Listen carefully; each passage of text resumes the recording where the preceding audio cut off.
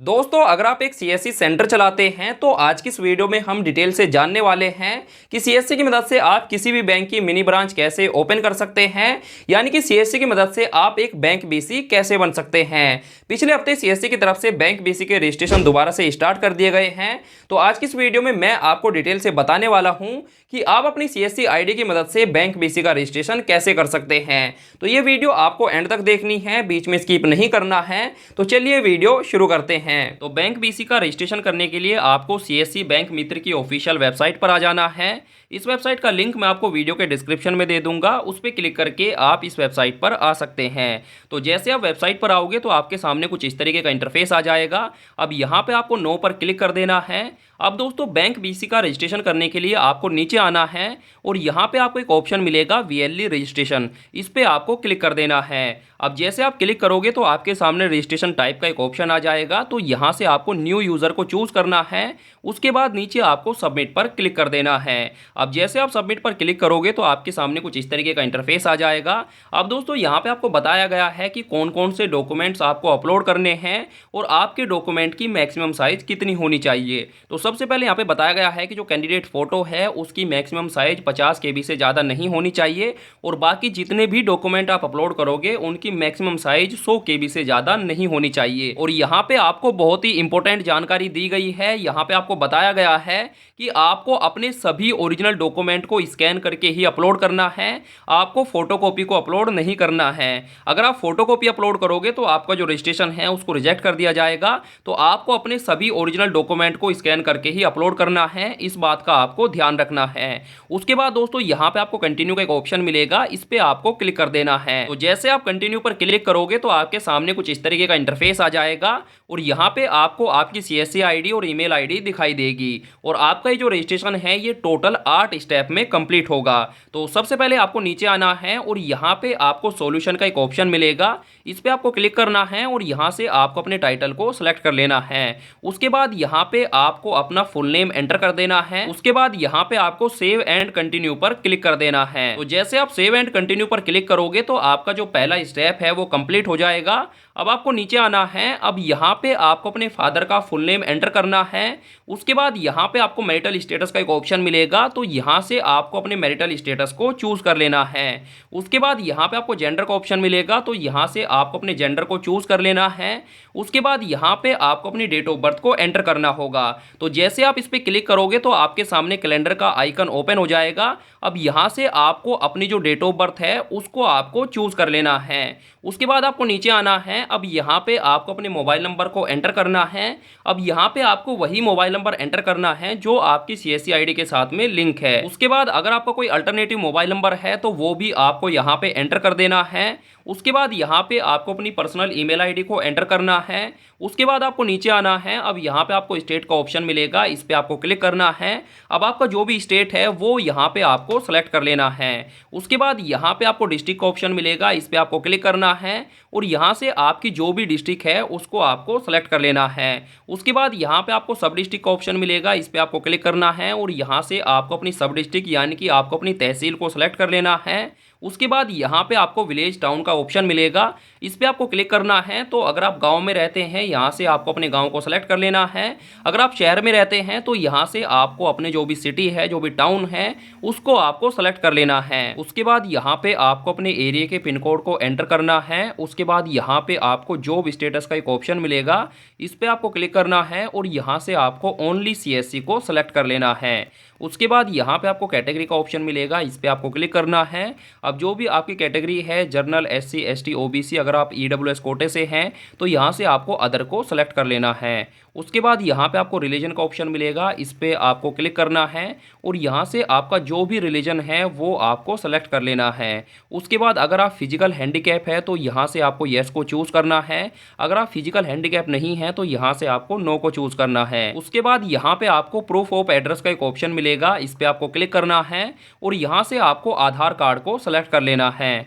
उसके बाद यहाँ पे आपको प्रूफ ऑफ आइडेंटिटी का एक ऑप्शन मिलेगा, इस पर आपको क्लिक करना है। अब जैसे आप क्लिक करोगे तो आपके सामने काफ़ी सारे ऑप्शन आ जाएंगे, PAN card, voter ID card, driving licence, NREGA card, passport. तो यहाँ पे आप जो भी आइडेंटिटी प्रूफ अपलोड करना चाहते हैं उसको आपको यहाँ से सेलेक्ट कर लेना है। उसके बाद यहाँ पे आपको प्रूफ ऑफ एड्रेस नंबर को एंटर कर देना है, यानी कि यहाँ पे आपको अपने आधार नंबर को एंटर कर देना है। उसके बाद यहाँ पे आपको ऑप्शन मिलता है प्रूफ ऑफ आइडेंटिटी नंबर। तो यहाँ पे जो भी आपने प्रूफ ऑफ आइडेंटिटी कार्ड को सिलेक्ट किया है उसका नंबर आपको यहाँ पे एंटर कर देना है। उसके बाद आपको नीचे आना है। अब यहाँ पे आपको प्रूफ ऑफ एड्रेस इमेज को अपलोड करना होगा, यानी कि यहाँ पे आपको अपने आधार कार्ड को अपलोड करना होगा। और जैसे कि मैंने आपको बताया है कि आपके आधार कार्ड की जो मैक्सिमम साइज है वो 100 KB से ज़्यादा नहीं होनी चाहिए। तो यहाँ पे अपलोड इमेज पर क्लिक करके आपको अपने एड्रेस प्रूफ को अपलोड कर लेना है। उसके बाद यहाँ पे आपको अपनी आइडेंटिटी प्रूफ को अपलोड करना होगा। तो आइडेंटिटी प्रूफ को अपलोड करने के लिए यहाँ पे आपको अपलोड इमेज पर क्लिक करना है और जो भी आपका आइडेंटिटी प्रूफ है उसको यहाँ से आपको अपलोड कर लेना है। आइडेंटिटी प्रूफ को अपलोड करने के बाद अब यहाँ पे आपको अपनी एक पासपोर्ट साइज फोटो को अपलोड करना होगा और आपके फोटो की जो मैक्सिमम साइज है वो 50 KB से ज़्यादा नहीं होनी चाहिए। तो यहाँ पे अपलोड इमेज पर आपको क्लिक करना है और जो भी आपकी फ़ोटो है उसको यहाँ से आपको अपलोड कर देना है। तो सभी डिटेल को एंटर करने के बाद आपको अपने फॉर्म को अच्छे से चेक कर लेना है। उसके बाद आपको नीचे आना है और यहाँ पे आपको सेव एंड कंटिन्यू का एक ऑप्शन मिलेगा, इस पे आपको क्लिक कर देना है। तो जैसे आप सेव एंड कंटिन्यू पर क्लिक करोगे तो आपका जो दूसरा स्टेप है वो कंप्लीट हो जाएगा। अब यहाँ पे आपको अपने BC सेंटर की डिटेल को एंटर करना होगा, यानी कि आपको अपने CSC सेंटर की डिटेल को एंटर करना होगा। तो सबसे पहले यहाँ पे आपको एरिया का ऑप्शन मिलता है। तो अगर आप अपना CSC सेंटर शहर में चलाते हैं तो आपको यहाँ पे अर्बन को चूज कर लेना है। अगर आप अपना CSC सेंटर गाँव में चलाते हैं तो यहाँ से आपको रूरल को चूज कर लेना है। उसके बाद यहाँ पे आपको स्टेट का ऑप्शन मिलेगा, इस पे आपको क्लिक करना है। तो जिस भी स्टेट में आप अपना CSC सेंटर चलाते हैं उस स्टेट को यहाँ से आपको सेलेक्ट कर लेना है। स्टेट को सेलेक्ट करने के बाद यहाँ पे आपको डिस्ट्रिक्ट का ऑप्शन मिलेगा। तो जिस भी डिस्ट्रिक्ट में आपका CSC सेंटर है उस डिस्ट्रिक्ट को आपको यहाँ से सेलेक्ट कर लेना है। अब डिस्ट्रिक्ट को सेलेक्ट करने के बाद यहाँ पे सब डिस्ट्रिक्ट का ऑप्शन मिलेगा, इस पे आपको क्लिक करना है और यहाँ से जो भी सब डिस्ट्रिक्ट है वो आपको सेलेक्ट कर लेना है। उसके बाद यहाँ पे आपको विलेज टाउन का ऑप्शन मिलेगा। तो जिस भी गांव या फिर शहर में आप अपना CSC सेंटर चलाते हैं उस गांव या फिर शहर का नाम आपको यहाँ पे सेलेक्ट कर लेना है। उसके बाद यहाँ पे आपको अपने CSC सेंटर का कंप्लीट एड्रेस एंटर कर देना है। उसके बाद यहाँ पे आपको अपने CSC सेंटर का जो भी लैंडमार्क है वो यहाँ पे आपको एंटर कर देना है। उसके बाद यहाँ पे आपको अपना पिन कोड एंटर करना है। उसके बाद यहाँ पे आपको अपने CSC सेंटर का लैटिट्यूड और लॉन्गिट्यूड एंटर कर देना है। अब लैटिट्यूड और लॉन्गिट्यूड आपको कैसे मिलेगा, तो अगर आपको अपने सेंटर का लैटिट्यूड और लॉन्गिट्यूड नहीं पता है तो यहाँ पे आपको गेट लेट और लॉन्ग का एक ऑप्शन मिलेगा, इस पे आपको क्लिक कर देना है। अब जैसे आप इस पे क्लिक करोगे तो आपके सामने कुछ इस तरीके का इंटरफेस आ जाएगा। अब जिस भी लोकेशन पर आप अपना CSC सेंटर चलाते हैं या फिर जिस भी गाँव या फिर शहर में आप अपना CSC सेंटर चलाते हैं उस गाँव या फिर शहर का नाम आपको यहाँ पे एंटर कर देना है। उसके बाद यहाँ पे आपको फाइंड पर क्लिक कर देना है। अब जैसे आप फाइंड पर क्लिक करोगे तो आपके सामने आपके CSC सेंटर का लैटिट्यूड और लॉन्गिट्यूड आ जाएगा। इन दोनों को आपको यहाँ से कॉपी कर लेना है और कॉपी करने के बाद यहाँ पे आपको पेस्ट कर देना है। उसके बाद यहाँ पे आपको अपने CSC सेंटर की 2 फोटो को अपलोड करना होगा। एक फोटो आपको अपने CSC सेंटर के अंदर से कैप्चर करनी है और दूसरी फोटो आपको अपने CSC सेंटर की बाहर से कैप्चर करनी है। और जब भी आप अपने CSC सेंटर की फोटो को कैप्चर करते हैं आपको एक बात का ध्यान रखना है कि आपको अपनी खुद की फोटो भी कैप्चर करानी है। यानी कि अगर आप अंदर से अपने CSC सेंटर की फोटो को अपलोड करोगे तो साथ में आपको अपनी खुद की फोटो भी कैप्चर करानी होगी और इसी तरीके से जब आप बाहर की फोटो को कैप्चर करोगे तो आपको अपनी खुद की फोटो भी कैप्चर करानी होगी। तो फोटो को अपलोड करने के लिए यहाँ पे आपको एक ऑप्शन मिलता है सेंटर इनसाइड फोटो। तो इस पे क्लिक करके आपको अपनी जो अंदर की फोटो है अपने CSC सेंटर की उसको अपलोड कर देना है। उसके बाद यहाँ पे आपको आउटसाइड इमेज का एक ऑप्शन मिलेगा। तो इस पे क्लिक करके आपको अपने CSC सेंटर की जो बाहर वाली इमेज है उसको आपको अपलोड कर देना है। तो फोटो को अपलोड करने के बाद आपको अपनी डिटेल को एक बार अच्छे से चेक कर लेना है। उसके बाद आपको नीचे आना है और यहाँ पे आपको सेव एंड कंटिन्यू का एक ऑप्शन मिलेगा, इस पे आपको क्लिक कर देना है। तो जैसे आप सेव एंड कंटिन्यू पर क्लिक करोगे तो आपका जो तीसरा स्टेप है वो कंप्लीट हो जाएगा। अब यहाँ पे आपको बैंकिंग डिटेल्स को एंटर करना होगा। तो यहाँ पे आपको सेलेक्ट बैंक नेम का एक ऑप्शन मिलेगा, इस पे आपको क्लिक करना है। अब जैसे आप क्लिक करोगे तो आपके सामने काफ़ी सारे बैंक आ जाएंगे। अब जिस भी बैंक की आप मिनी ब्रांच ओपन करना चाहते हैं या फिर जिस भी बैंक की आप बैंक BC ओपन करना चाहते हैं उस बैंक का नेम आपको यहाँ पे सेलेक्ट करना होगा। लेकिन दोस्तों यहाँ पे मैं आपको एक पर्सनल सलाह देनी चाहूँगा, बैंक का नेम सेलेक्ट करने से पहले एक बार आपको अपने डिस्ट्रिक्ट मैनेजर को कॉल जरूर करना है और उनसे आपको पूछना है कि सर कौन सा बैंक सेलेक्ट करना है। तो जो भी बैंक डिस्ट्रिक्ट मैनेजर आपको सजेस्ट करता है वही बैंक आपको यहाँ पे सेलेक्ट करना है, क्योंकि अगर आप यहाँ पे अपने मन से कोई भी बैंक को सेलेक्ट करोगे तो आपको बीसी पॉइंट मिलने में बहुत ज़्यादा दिक्कत आएगी, बहुत ज़्यादा टाइम लगेगा। लेकिन जो बैंक का नेम डिस्ट्रिक्ट मैनेजर आपको सजेस्ट करेगा, अगर आप उसी बैंक के लिए अप्लाई करोगे तो आपको जो बीसी पॉइंट है वो जल्दी मिल जाएगा। तो आपको क्या करना है, एक बार आपको अपने डिस्ट्रिक्ट मैनेजर को कॉल जरूर करना है, उनसे आपको पूछना है और जो भी बैंक वो आपको सजेस्ट करते हैं उसी बैंक के लिए आपको अप्लाई करना है, ताकि बीसी पॉइंट मिलने में आपको ज़्यादा प्रॉब्लम ना आए। तो यहाँ पे डिस्ट्रिक्ट मैनेजर जो भी सजेस्ट करेगा उस बैंक को यहाँ पे आपको सेलेक्ट कर लेना है। उसके बाद यहाँ पे आपको ब्रांच नेम का एक ऑप्शन मिलेगा, इस पे आपको क्लिक करना है और यहाँ से आपको अपनी ब्रांच को सेलेक्ट कर लेना है। उसके बाद यहाँ पे आपको डिस्टेंस फ्रॉम लिंक ब्रांच का एक ऑप्शन मिलेगा, इस पे आपको क्लिक करना है। अब यहाँ पे आपको बताना है कि ये जो ब्रांच है ये आपके सीएससी सेंटर से कितनी दूर है। 0 से 5 किलोमीटर, 5 से 10 किलोमीटर, 10 से 15 किलोमीटर, तो जितनी भी दूर है वो डिस्टेंस आपको यहाँ पे सेलेक्ट कर लेनी है। उसके बाद आपको नीचे आना है। अब यहाँ पे आपको अपनी सेविंग अकाउंट की डिटेल्स को एंटर करना होगा, तो यहाँ पे आपको अपने अकाउंट नंबर को एंटर करना है। उसके बाद यहाँ पे आपको अपने आईएफएससी कोड को एंटर करना है। उसके बाद यहाँ पे आपको सेलेक्ट बैंक का ऑप्शन मिलेगा, इस पे आपको क्लिक करना है और जिस भी बैंक में आपका अकाउंट है उस बैंक को यहाँ से आपको सेलेक्ट कर लेना है। उसके बाद यहाँ पे आपको अपने कैंसिल चेक को अपलोड करना होगा। अब ये कैंसिल चेक कैसा होता है, तो जैसा आपको आपकी स्क्रीन पे दिखाई दे रहा है कुछ इसी तरीके का कैंसिल चेक आपको अपलोड करना है। कैंसिल चेक को अपलोड करने के बाद एक बार आपको डिटेल्स को अच्छे से चेक करना है। उसके बाद आपको नीचे आना है और यहाँ पे आपको सेव एंड कंटिन्यू का एक ऑप्शन मिलेगा, इस पे आपको क्लिक कर देना है। तो जैसे आप सेव एंड कंटिन्यू पर क्लिक करोगे तो आपका जो 4th स्टेप है वो भी कंप्लीट हो जाएगा। अब यहाँ पे आपको अपनी डॉक्यूमेंट डिटेल को एंटर करना होगा।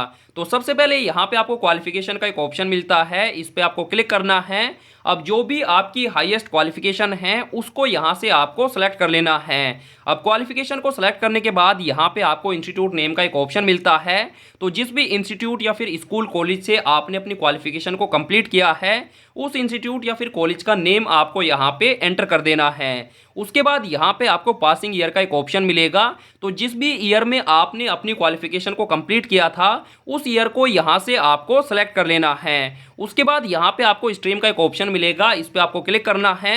अब जिस भी स्ट्रीम में आपने अपनी क्वालिफिकेशन को कंप्लीट किया था उस स्ट्रीम को यहाँ पे आपको सेलेक्ट करना होगा। जैसे कि अगर आपने साइंस से अपनी क्वालिफिकेशन को कंप्लीट किया है तो यहाँ से आपको साइंस को सेलेक्ट करना है।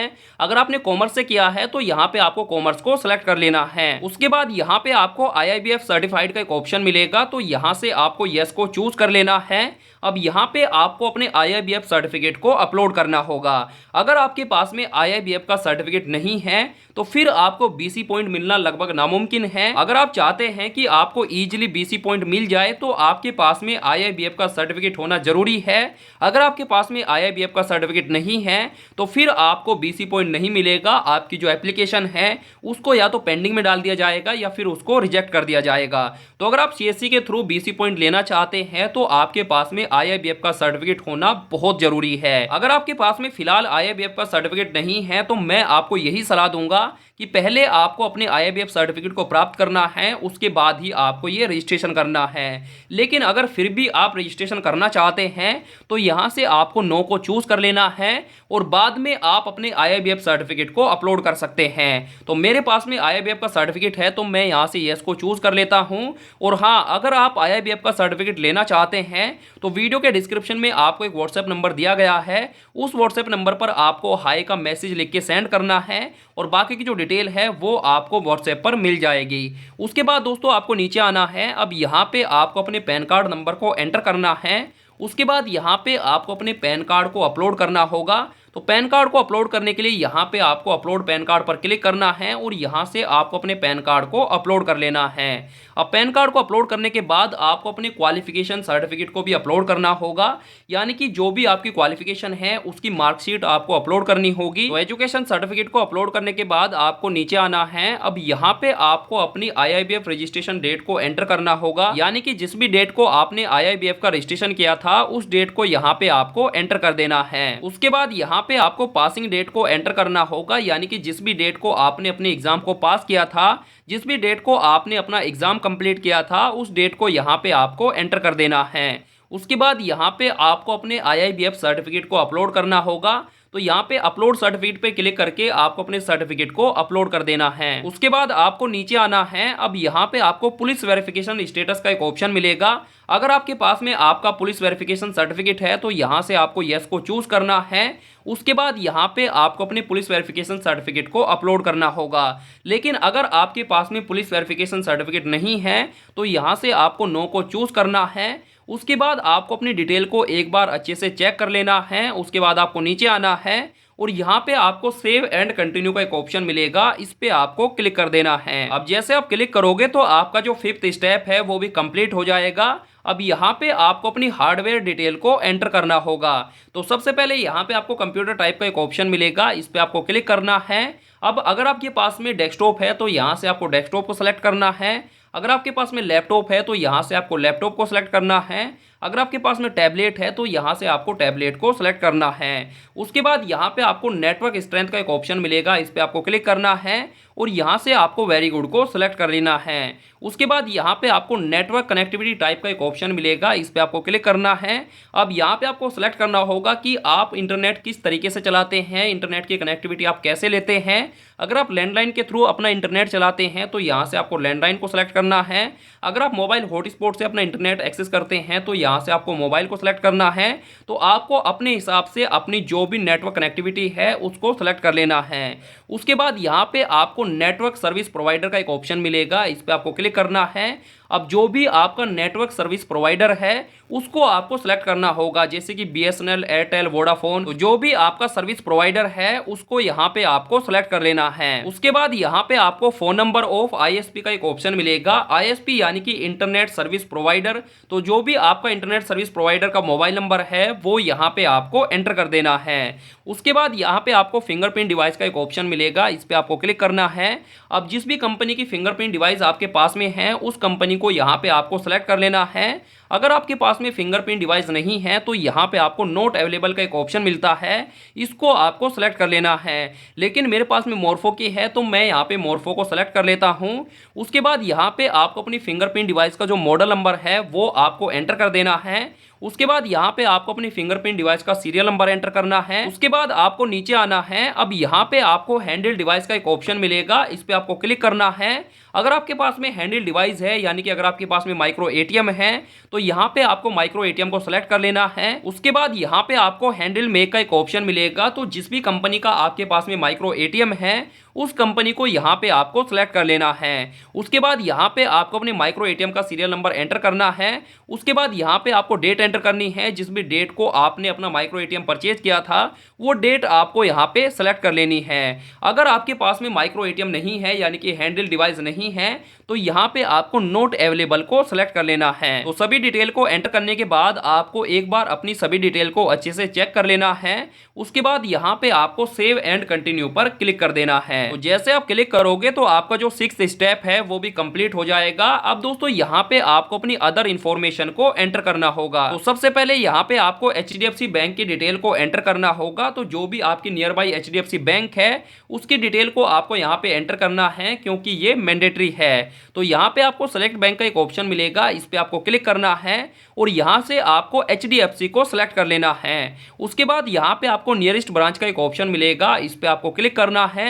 तो जो भी आपकी नियरेस्ट ब्रांच है उसको यहाँ पे आपको सेलेक्ट कर लेना है। अब जैसे आप ब्रांच को सेलेक्ट करोगे तो आपका जो IFSC कोड है वो यहाँ पे ऑटोमेटिक एंटर हो जाएगा। उसके बाद यहाँ पे आपको एक ऑप्शन मिलता है डिस्टेंस फ्रॉम HDFC ब्रांच, इस पे आपको क्लिक कर देना है। अब आपके CSC सेंटर से HDFC ब्रांच की जो भी डिस्टेंस है वो यहाँ पे आपको सेलेक्ट कर लेनी है।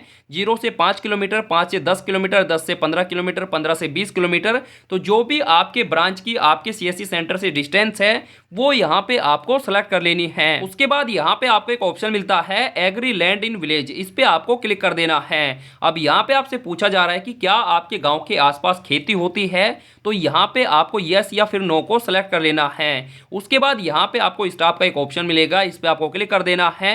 अब आपके CSC सेंटर पर कितने लोगों का स्टाफ है वो यहाँ पे आपको सेलेक्ट कर लेना है। उसके बाद यहाँ पे आपको रेजिडिंग ईयर का एक ऑप्शन मिलेगा, यानी कि आप अपने गाँव में कितने सालों से रह रहे हैं वो यहाँ पे आपको एंटर कर देना है। उसके बाद यहाँ पे आपको प्रेमिस टाइप का एक ऑप्शन मिलेगा, इस पे आपको क्लिक करना है। अगर आपका सीएससी सेंटर रेंट पे है तो यहाँ से आपको रेंट को सिलेक्ट करना है।